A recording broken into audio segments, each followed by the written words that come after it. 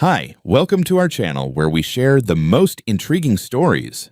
When a man escapes the corporate grind to build a quiet life in the Arizona desert, he thinks he's found peace until a luxury HOA forges documents, paves a road through his land, and sparks a war they never saw coming. This isn't just trespassing. This is war.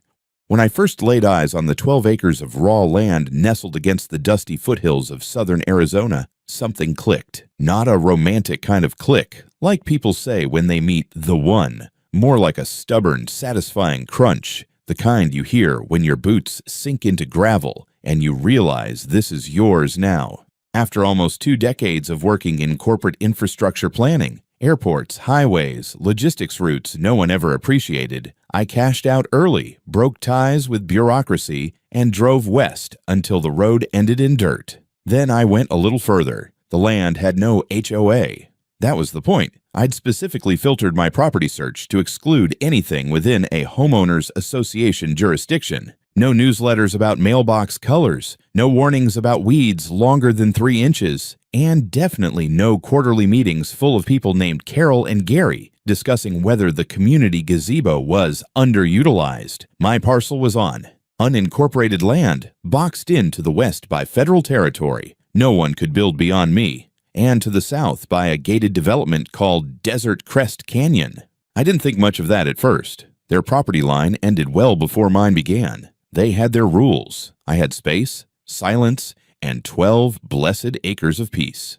I spent the first few months getting the lay of the land, building out a modest but sturdy house with a wide wraparound porch, then a separate workshop where I kept my tools, solar batteries, and a rebuilt 1971 Bronco I'd been working on since I lived in Houston. The road leading up to my property was a rough gravel trail that curved north, but there was an old ranch access route along my southern edge, just a rocky path used decades ago by some long-gone utility crew.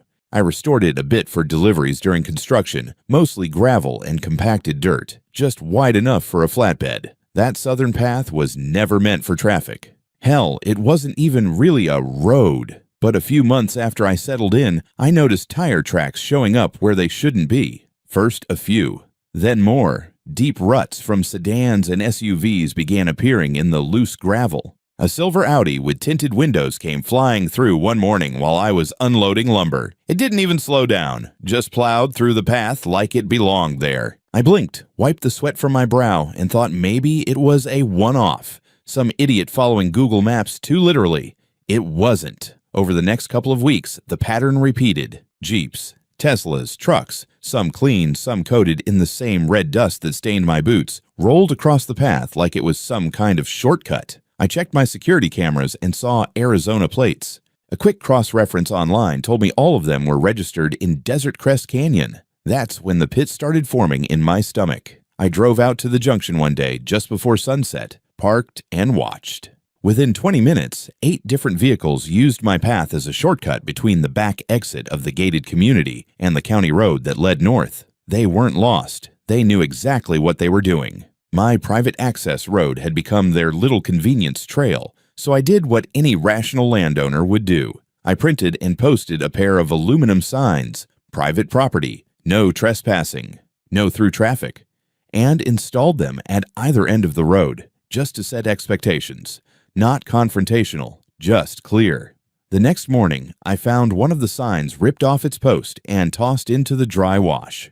The other had a brand new coffee cup lid stuck to it with gum, like some toddler's idea of protest. I reviewed the footage and saw a white SUV slow roll past the sign, brake, then reverse. A woman, blonde, sunglasses, suburban camo, stepped out, snapped a photo of the sign, then yanked it down like she was removing trash from her own driveway. License plate traced back to, you guessed it, Desert Crest Canyon. I didn't call anyone. Not yet.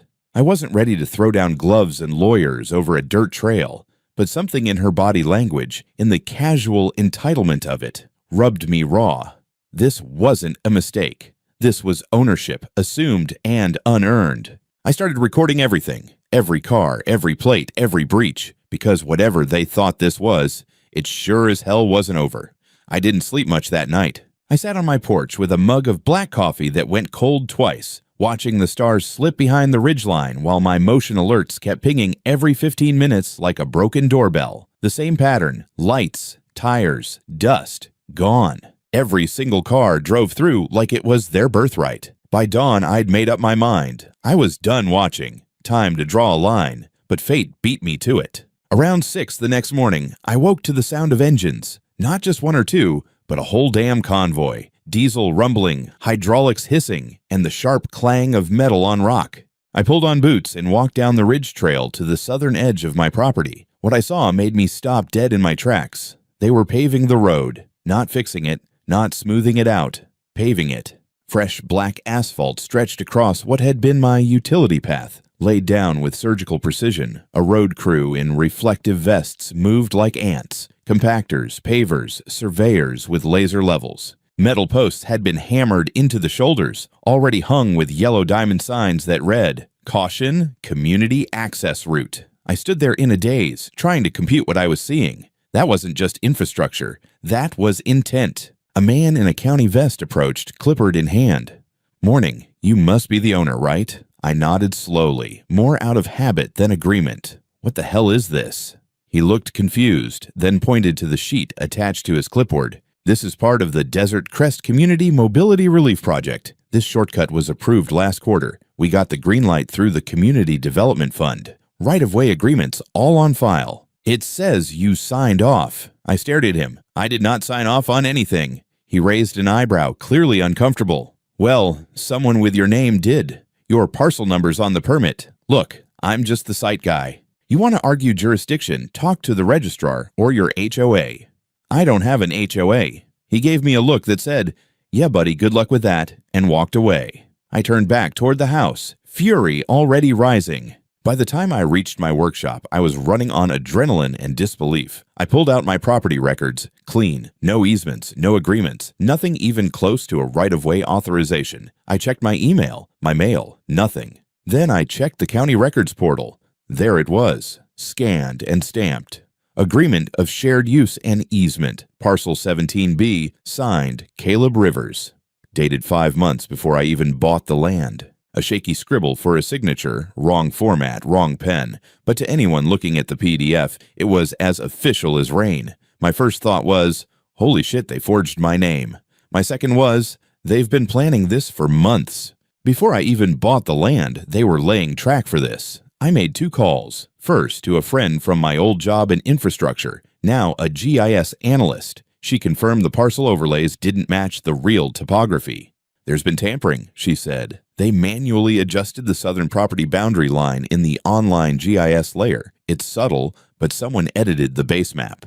Second call, a real estate attorney named Marcia Levy. She'd taken down 2 HOAs in New Mexico and once made a city councilman cry in a deposition. She picked up on the third ring and didn't even hesitate when I told her what happened. "They forged a pre-sale easement," she said. "That's not a mistake. That's organized fraud." By sunset, I had copies of the original deed, a topo survey scheduled for the weekend, and a list of names she wanted me to document. Every driver, every email, every signpost. That night, I walked the new road again.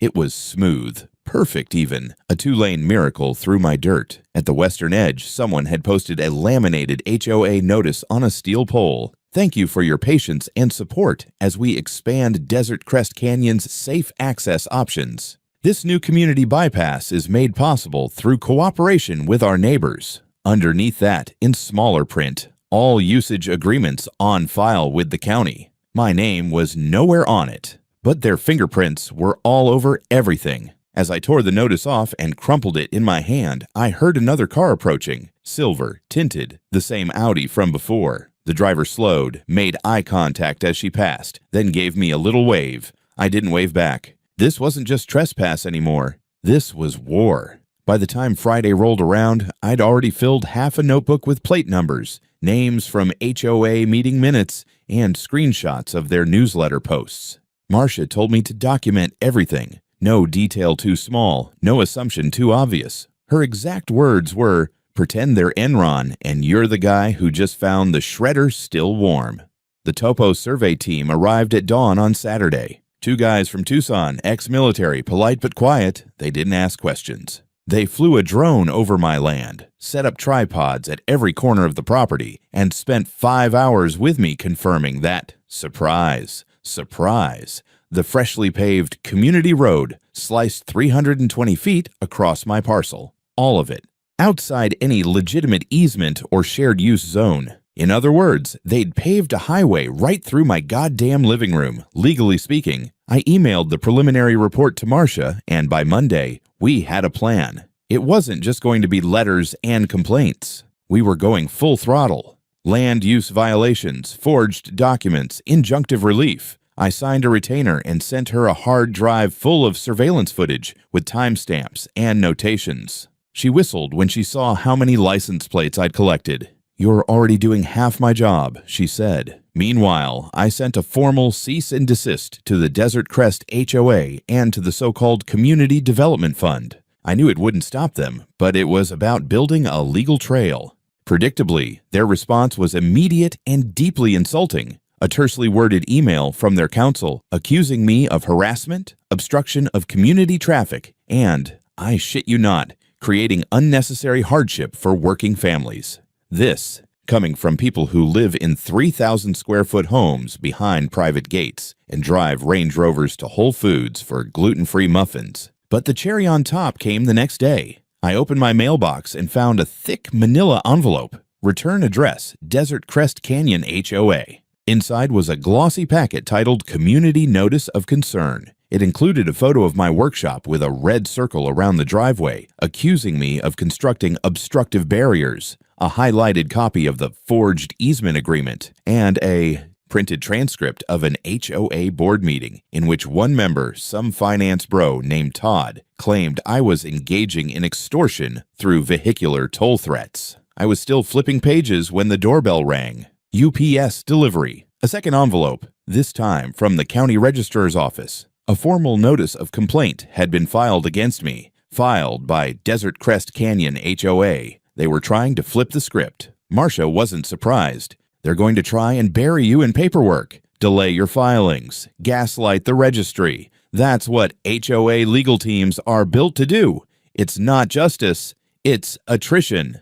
I don't do attrition. That night, I took the first real counterpunch. I installed 2 retractable barrier gates at both ends of the illegally paved road, complete with motion sensors, license plate recognition, and wireless access logs. Then I mounted a digital payment system, a full-featured toll terminal with tap-to-pay functionality, QR code options, and a bright red LED screen that read, Private Property. Community access available for $9.99 per trip. Oversized vehicles, $29.99. Proceeds fund legal action against unauthorized use. I didn't stop there. I made laminated placards and delivered them to every mailbox in Desert Crest, all legal, all polite, explaining that until the matter was resolved in court, this road would operate as a private toll passage under Title 33 of the Arizona Revised Statutes. I even offered monthly subscriptions. Within 24 hours, the HOA Facebook page exploded. Someone leaked a screenshot. Who does this guy think he is? You can't just start charging people for a road, to which someone else responded, "Isn't it his land, though?" 2 days later, someone tried to vandalize the toll kiosk. The bastard ripped out the payment terminal and spray-painted thief across my gatepost. But I'd been ready. Motion cameras captured everything, including the full face of the dumbass teenager in a varsity jacket, later identified as the son of the HOA's secretary. I emailed the footage to Marcia and filed a property damage report with the sheriff's office. That night, I got an email from a burner account. No name, no context, just 4 words. They paid the county. I didn't know who sent it, but I had a pretty good guess. The walls were starting to crack. The message stuck with me. They paid the county. 4 words that ran through my mind like a song lyric I couldn't shake. I didn't know who sent it, but it felt like confirmation of something I'd suspected since the first day I saw that asphalt glistening on my land. That this wasn't just overreach or arrogance or some HOA president on a power trip. This was a goddamn racket. I forwarded the email to Marcia. She didn't reply right away, which meant she was busy doing the kind of digging that involved subpoenas and off-record phone calls. Meanwhile, I stayed on offense. Every passing vehicle got logged. Every plate entered into a spreadsheet. I put up a second camera with facial recognition and thermal tracking. If they wanted war, I'd fight with data. The first legal win came quicker than I expected.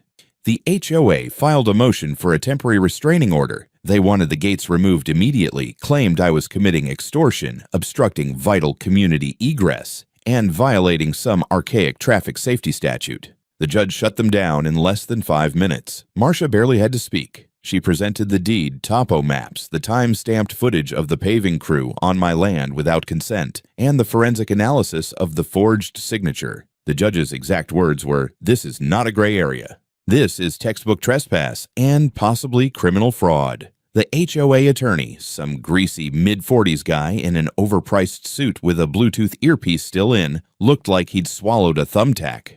Karen Whitman, president of the Desert Crest Canyon HOA herself, was in the gallery that day. She didn't say a word, but she stared at me as I walked out, like she was already calculating her next move. I didn't have to wait long. That weekend, flyers started showing up in Desert Crest mailboxes. Not from me this time. These were glossy, color-printed, official-looking HOA bulletins warning residents about the unlawful toll scheme being conducted by a hostile neighbor with a history of boundary disputes. They included a full-page screed about my refusal to cooperate with reasonable community infrastructure efforts and a call to arms. Support the HOA as we defend our shared values. They even quoted scripture. I should have been pissed. But honestly, it was so melodramatic I laughed out loud. Still, the pressure worked. My toll revenue plummeted as fewer drivers used the road. Karen had successfully guilt-tripped her people into taking the long way around. Fine by me. Less dust on my windows. But then something unexpected happened. A few days later, I started getting calls. First, just 1 or 2, then over a dozen. Residents from Desert Crest, low-key and cautious. They wanted to know, was the road really mine? Could they still use it if they wanted to? I realized then that Karen hadn't just overplayed her hand. She'd created a fracture, so I made my move. I launched a pilot program called Neighbor Pass, a free 6-month access plan for any Desert Crest resident who registered directly with me. No fees, no legalese, just a click-through waiver that acknowledged the road was private property and they were using it with my permission. There was only one catch. You had to opt out of HOA membership. Not legally binding, just symbolic. You checked a box. I voluntarily withdraw my support from Desert Crest Canyon HOA's representation on my behalf. Within 48 hours, over 70 people signed up. It was chaos. Karen lost her goddamn mind. She started sending cease and desist letters to her own community members. People posted screenshots online. She accused them of aiding a known antagonist and even threatened to revoke their access to HOA-maintained facilities. Someone replied, "You mean the pool that's closed 3 months a year and the broken tennis court?" Things spiraled. Residents began showing up at HOA meetings, demanding transparency. Where were the funds from the Community Development Fund going? Who authorized the paving? Why had no one seen the actual easement? That's when it broke. One of the HOA board members, a guy named Malik, leaked internal emails to a local reporter. The messages showed Karen had been channeling money through the Community Development Fund to pay expedited fees to county officials for friendly processing. The story dropped like a bomb. Headline: Local HOA accused of backroom deals, private land takeover. Subhead: Forged signature, secret fund, angry residents. I watched it unfold on the news with a beer in one hand and my boots on the porch railing. Karen didn't speak to the press, but her lawyer did. And every time he opened his mouth, the hole got deeper. 2 days later, the story took another turn. I got a call from an unknown number. The voice on the other end was low, tired, cautious. "This is Ken Randall," it said. "I was the county's infrastructure compliance officer for your district." Past tense. He'd just been fired. "I've got something you're going to want to see," he said. Ken Randall looked like a man who hadn't slept since dial-up internet was still a thing. We met at a diner off Route 86, one of those places where the coffee tastes like battery acid and the eggs come in a perfect yellow circle because someone in the kitchen had mastered the microwave. He sat in the corner booth, wearing a rumpled shirt, dark bags under his eyes, and a nervous energy that screamed whistleblower with regrets. He slid a USB drive across the table like it contained nuclear codes, then immediately wiped his hands on.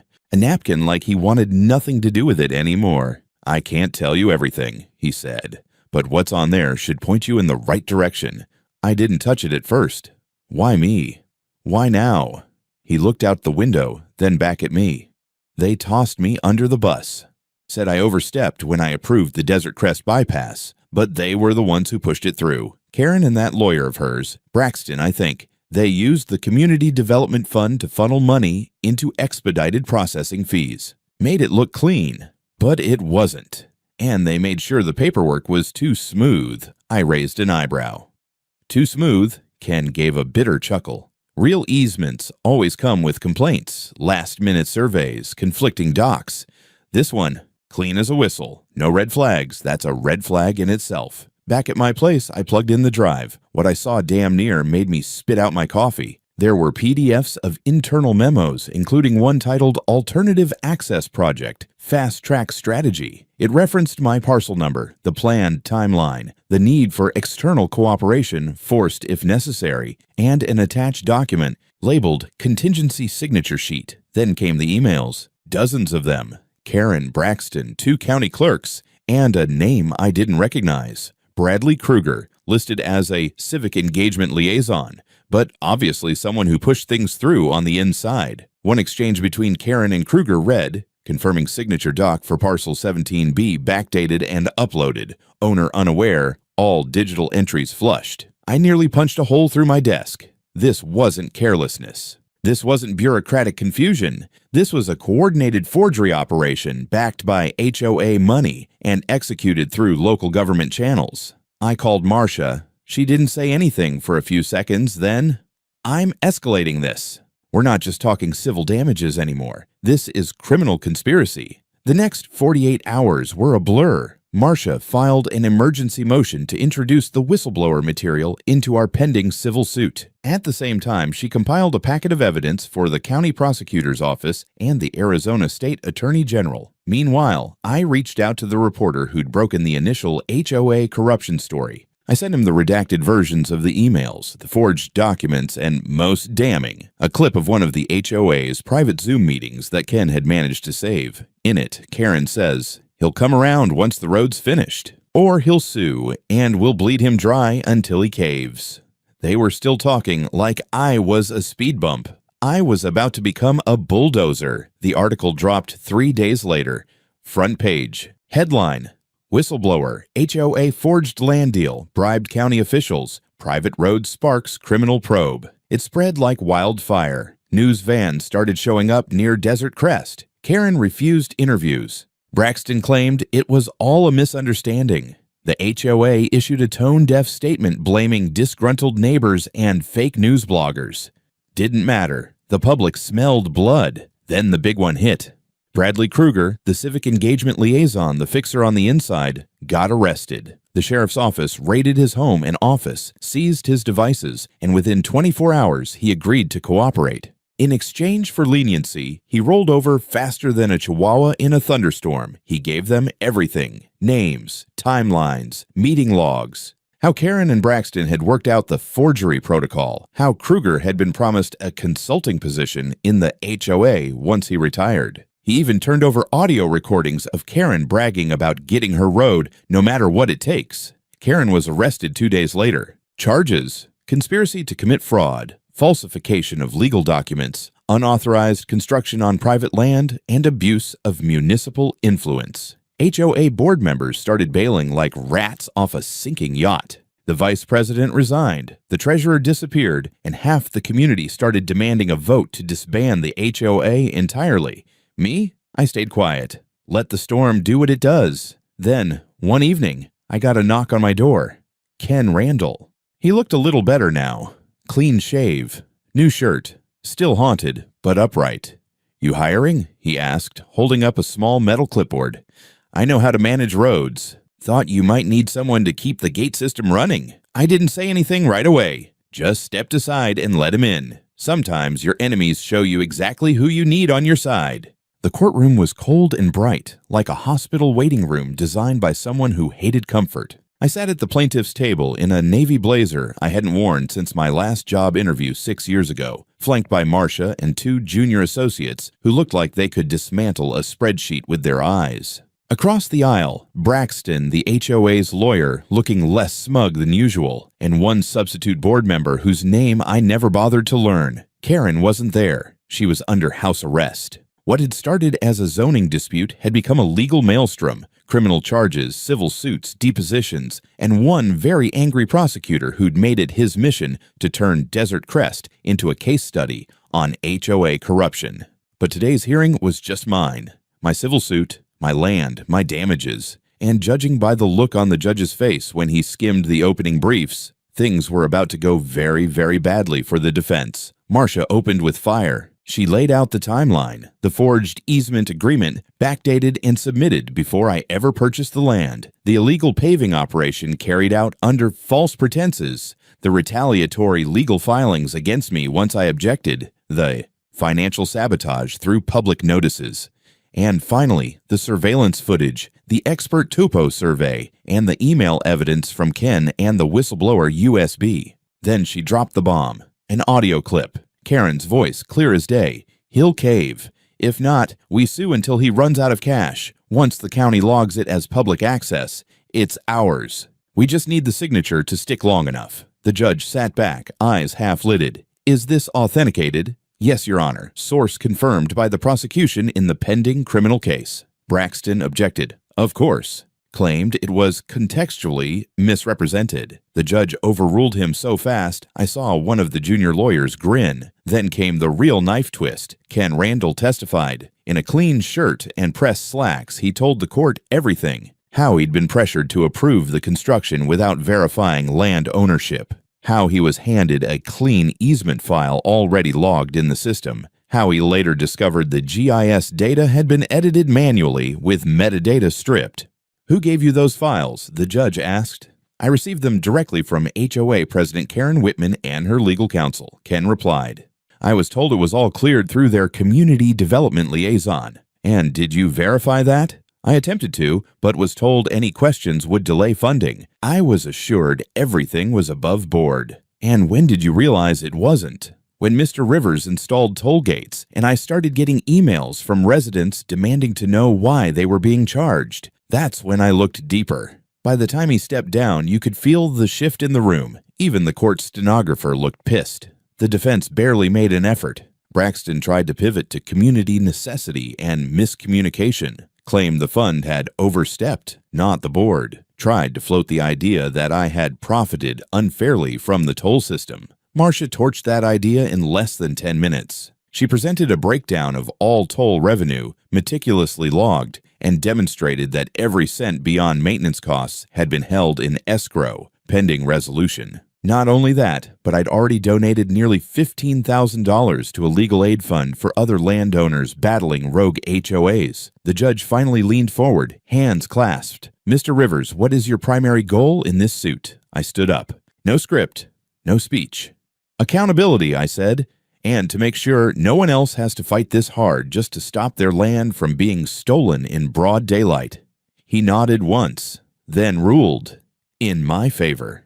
The judgment? $2.3 million in compensatory damages to cover land damage, emotional distress, legal costs, and the entirety of the lost use of my property. The HOA was ordered to cease any further operations related to my land, remove all references to the bypass route, and issue a formal apology through their internal communication systems. Braxton asked for a delay in payment. The judge laughed.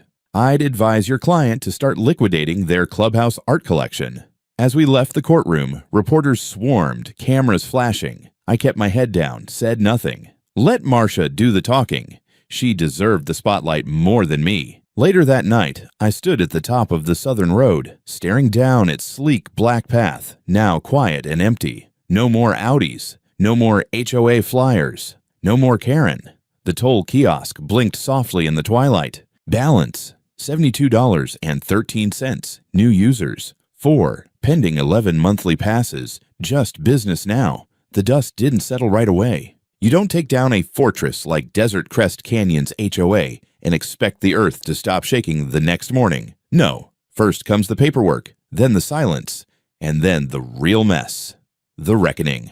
The judgment went public the day after the ruling. I expected the usual social media noise, maybe a few angry letters or someone spray painting "thief" on my mailbox again. What I got instead was a ripple effect that spread like oil through the HOA scene in Arizona. Within 72 hours, Desert Crest's board crumbled. The treasurer resigned, citing ethical differences. The secretary vanished off LinkedIn entirely. The vice president, Todd, the guy who once called me a toll tyrant during a board meeting, tried to organize a vote to reinstate Karen. It failed badly. Residents flooded the next emergency HOA meeting, held in the community center's multi-purpose Serenity space. I swear to God, that was its name. They came with printed screenshots, billing questions, even maps. One guy rolled in with a poster-sized topo diagram and just pointed at it silently for a full minute. By the end of the meeting, over 40% of Desert Crest homeowners had signed a petition to dissolve the HOA entirely. And through it all, the road kept humming. The toll system I'd set up ran smoother than ever. With HOA influence evaporating, residents began signing up en masse. I expanded the subscription model, added tiered plans, discounts for teachers and veterans, even an off-peak express package that let users bypass queues during rush hour. And Ken, he became the operator. I hired him full-time. He showed up in a fresh uniform, navy work shirt, name stitched over the chest, clipboard under one arm, laptop bag over the shoulder. I gave him a desk in my workshop, a company email, and full admin rights to the road control interface. He took to the job like he'd been waiting for it his whole life. "This system's cleaner than most city toll grids," he said one day, inspecting the hardware. "You know, with the right data, traffic patterns, congestion metrics, we could optimize flow by 20 to 30%. I looked at him and grinned. Be my guest. We added motion sensors, anti-tamper mechanisms, and even a feedback kiosk. A little touchscreen that asked drivers, "Was your passage today smooth and respectful?" Some folks thought it was a joke. Others took it seriously. Either way, the message was clear. This wasn't a war zone anymore. This was infrastructure. But I wasn't done. The lawsuit win gave me the funds to go bigger. I set up a nonprofit called Landline Defense Initiative, a legal and technical support group for rural and private landowners fighting HOA or municipal overreach. Marcia helped design the legal framework, and we built a network of volunteer lawyers, surveyors, and engineers. We even started getting emails from other states. Texas, Nevada, parts of California where HOAs had overstepped and bullied residents into submission. My case had turned into a kind of rallying cry, but not everyone was thrilled. Some ex-HOA members, bitter, embarrassed, or just stubborn, tried to stir backlash. Accused me of turning public need into personal profit, said I was weaponizing land ownership, that I'd turned a dirt road into a toll trap. I didn't argue. I just pointed at the sign we installed at both entrances to the road. Private road, access by agreement only. Funds support local land rights. Trespassers pay double. And honestly, most people got it, especially when they found out I'd waived fees for several elderly residents, and that every month a chunk of the toll income went straight to a relief fund for others fighting similar HOA abuse. Ken once told me, "You turned this place into a proof of concept." I told him, "Nah. I just made leave me alone into a business model." Still, not everything was righteous satisfaction and tidy ledgers. Sometimes I caught myself staring out at the road, remembering the weeks of surveillance, threats, forged documents, the feeling of being ganged up on by a smiling mob with business cards and fake grins. But then a car would drive by, slow at the toll reader, the little green light blinking paid, and I'd remember exactly why I fought. This land was mine. And now, it stood for something more than just acreage. It stood for consequences. The desert has a long memory. Even when the winds shift and the cacti bloom again, it remembers where the blood hit the dirt, where tires carved new paths, and where fences went up to mark lines that weren't supposed to be crossed. It's been 6 months since the judgment came down. Karen Whitman is serving a 7-year sentence in a minimum security facility outside Phoenix. Word is she still denies wrongdoing, blames the socio-political weaponization of property law. Last I heard, she filed an appeal that went nowhere and tried to start an HOA support group inside the prison. Nobody joined. Braxton lost his license. Turns out that forging documents and participating in a conspiracy to defraud a property owner doesn't go over well with the Arizona State Bar. Who knew? Desert Crest Canyon? What's left of it is still standing, physically at least. The fancy gates still open and close. The stucco homes still glow under soft porch lights, and the lawn care crews still show up every Thursday like clockwork. But the board is gone. The HOA charter was suspended indefinitely after a supermajority vote. They're trying to transition into a voluntary neighborhood council, but from what I hear, most people just want to be left alone now. Can't blame them. The Southern Road is quiet most mornings. Just a few regulars, teachers, contractors, the old guy with the Ford Ranger who waves every time he passes the kiosk. Sometimes I wave back. Sometimes I just nod. Ken has become something of a local legend. He runs the gate system, tracks analytics, and writes quarterly reports like he's managing a small city's transit department. He even introduced a Good Neighbor discount program. If you volunteer 10 hours a month at a community org, you ride free. I let him name it. I didn't even ask what it cost me. Some things are worth more than margins. And me, I sleep well now. I finished adding a new wing to the workshop, a second bay for restoration projects, maybe even a custom-build business down the line. I'm not rushing it. The land's quiet, and I've learned the value of pacing. Peace, after all, isn't just the absence of noise. It's knowing no one's coming over your line with a forged paper and a smug smile ever again. Sometimes reporters still call. They want interviews, features, quotes about the man who beat the HOA. I say no more often than not. I didn't fight for fame. I fought because someone tried to make me invisible on my own property. But every now and then, I get an email from someone in another state. Louisiana, Idaho, Montana, saying, they tried the same thing here. How did you stop them? And I send them everything. The templates, the footage, the legal strategies, even the blueprints for the toll system. I tell them what I tell everyone now. Make it cost them every time, every inch. Don't let them walk through you like you're just landscaping. A couple of months back, I installed a new sign near the kiosk. Metal, engraved, backlit at night by soft solar LEDs. It reads, Private Road, access by permission, only trespassers pay double. HOA, not welcome. Sometimes people laugh at it. Sometimes they take photos. But every now and then, someone slows down, reads it real careful, and nods, like they know exactly what it means. Like they've lived it. And that's good enough for me.